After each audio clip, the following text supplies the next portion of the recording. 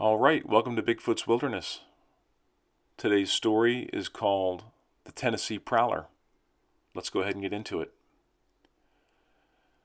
I got the call late one night while at school from my mom that her dad, my grandpa, had been admitted to the hospital after collapsing in his home. It was his heart, and it wasn't the first time.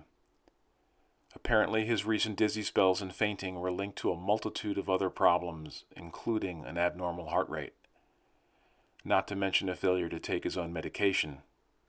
And it was getting worse. My mom was across the country on a business trip, and my dad was working and taking care of my little sisters. But they were making arrangements to get to the cabin as soon as possible. In the back of my mind, as tough as he was, a former Marine, big game hunter, and explorer, his heart was giving out, and so was his will. He'd lived a long life, but he missed his wife and the good old days, and at age 87, all of his friends were gone. We were close, the two of us, and when the family came together to try and figure out what would be the best way to care for him, I volunteered. At first they agreed, but then hesitated and thought it might be too much for me, and selected a nurse to give Grandpa at-home care. I was disappointed. My grandpa had always been there for me. Why not return the favor? It's not like he's a stranger. He'd be more comfortable with me there also. I'd spent a lot of time with him growing up, taking family vacations together. He wasn't just family. He was my best friend. I used to tell him when I was a kid, "I love you, Grandpa, and not just because you buy me toys." He knew what I meant. We would fish and hike, and he'd let me target shoot once in a great while. The bad news kept coming. The cardiologist in primary care agreed that he had a month, maybe 6 weeks. This would be it. My grades were solid for my first year. I had decided I wanted to be a doctor. I wanted to help people, like my grandpa. It was like a light went off in my head. Life is full of surprises. 2 years ago, I thought I was on track to become my high school team's star running back, maybe even get to the pros. But after some major knee problems, my career was over before it even started. I was devastated. And then I remembered those trips to my sports medicine doctor. They almost got me back to 100%, but it wouldn't be enough. I'm thankful I can walk and run again. I was grateful for the effort, and it made a lasting impression on me. 3 days later, my father called and asked if I was still interested and said that the nurse had already quit. She was supposed to help set up medical equipment and wait for the hospital bed to be delivered, but something drove her out of the house. She claimed there were rowdy people screaming and yelling all hours of the night up and down the road and circling around the old cabin, at times even banging on the walls. I packed and assured my parents that I was capable of taking care of Grandpa, and my mom also wanted me to touch base with the local law enforcement about the nurse's incident. I'd make the drive south and move into his cabin in the beautiful hills of Tennessee. A decade earlier, my grandmother had passed. The house was definitely missing some tender loving care, and it was pretty obvious that my grandpa's health was diminishing. He wasn't taking care of himself. Fast food wrappers and junk food were strewn about the kitchen, and at his age, it only complicated things more. Arriving late the night before he was being discharged, the first thing I had to do was get the medical bed together and some quick spot cleaning. Pulling up to the pitch-dark house, I opened the car door and heard what sounded like a siren. An ambulance? Out here?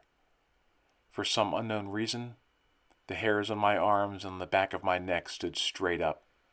I didn't waste much time getting in the house, and I turned on the front porch light. Sleep didn't really come as quickly as I'd like. So much on my mind. Everything's happening so fast. I'm losing my grandfather. There's no way to save him. Time is slipping away.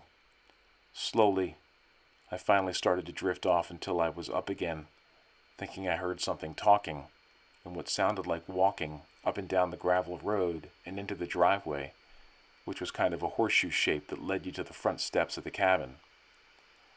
But each time I got up to check, nothing was there. I drifted off again. Wham! Wham! Wham! Something's beating on the outside wall. Groggy as I was, it was unmistakable. I'll admit I was shaken up, but also a little angry. I now wanted to see who was making the noises, and I did. Dear Lord, what am I seeing? Running down the hall towards the beating noise of the wall, I caught an image of a dark shadow. It was fleeting, but appeared huge. My knees were feeling a little weak now, my stomach a little sour. I muttered to myself, why is this happening? What the hell is going on? I went to my grandpa's gun locker and grabbed his .45 and a flashlight. I carefully approached the front door, only to be met with the sound of creaking floorboards coming from the front porch. I'm sure I heard heavy breathing, maybe even low growling, and it was directly in front of me, on the other side of the door. It sounded heavy, like a big mass moving back and forth. Even though I couldn't see what it was, and there was absolutely no way that I would open that door, I was suddenly aware that my choice of protection wouldn't do the job. My heart was racing, but I had to muster the courage to retreat to the gun locker. I grabbed his deer rifle, the .30-06. It was loaded. Returning to the door, it appeared that whatever it was had finally left. No more creaking floorboards, no heavy breathing, no more shadows. Later that morning, as the ambulance service arrived and transported Grandpa into the house, I could tell he was happy to see me. And once he was comfortable in his hospital bed, I couldn't wait to tell him what happened last night. Grandpa, you won't believe what happened. There was a prowler, he interrupted. Well, yeah, I guess. Some people call them boogers around here.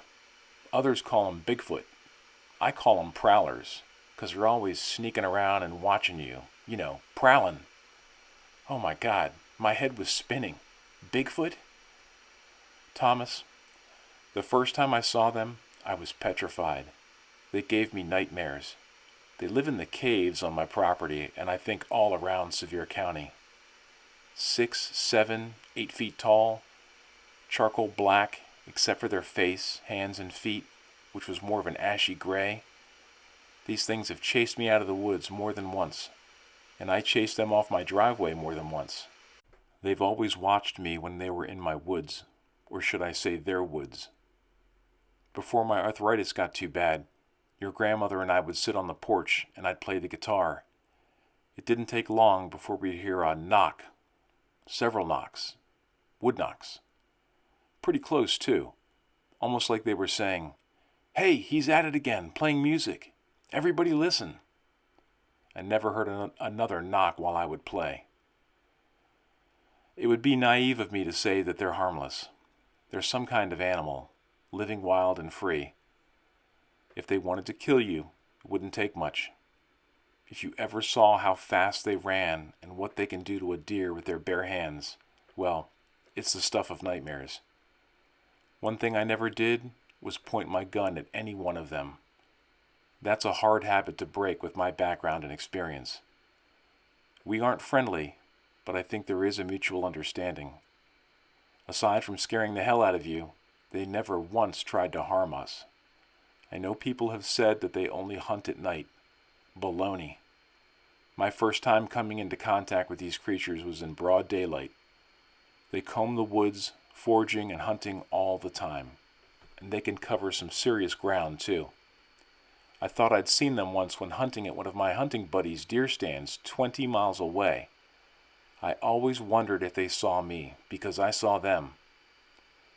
I say they because there's more than one. Many more.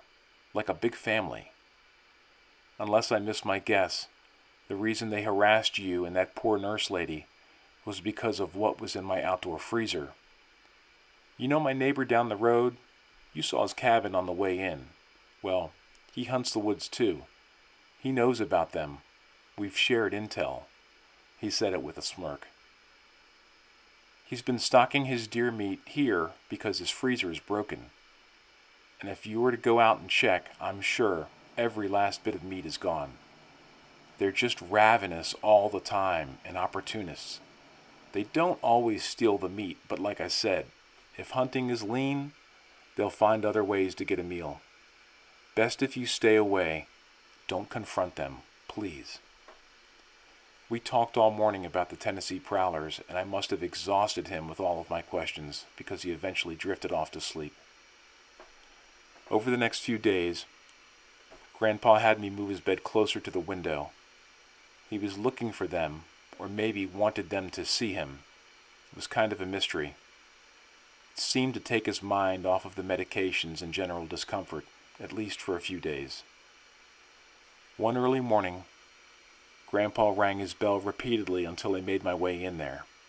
"Look," was all he said.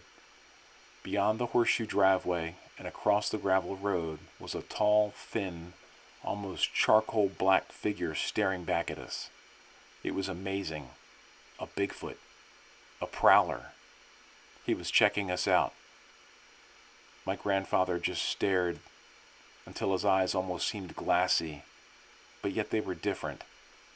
I could have assumed it was the medication, but something else seemed off. He was becoming non-responsive. After the ambulance took him away, my intention was to meet him at the hospital, but only after locking the house up tight and turning on some lights, just in case. I called my parents from the hospital. They were on their way. My grandpa would only live another 2 weeks at the hospital after that morning. Finally, together, we were able to say our last goodbyes to a great man that lived a wonderful life surrounded by his loving family. At the funeral, my dad pulled me aside. "I'm so sorry, Thomas. Grandpa was always so proud of you. You received more of his attention since there was such a wide age gap between you and your sisters. He was a man's man. He loved the outdoors, and he was thrilled to share it with you. So, anything new going on? I noticed the freezer door laying in the backyard. What's that about?"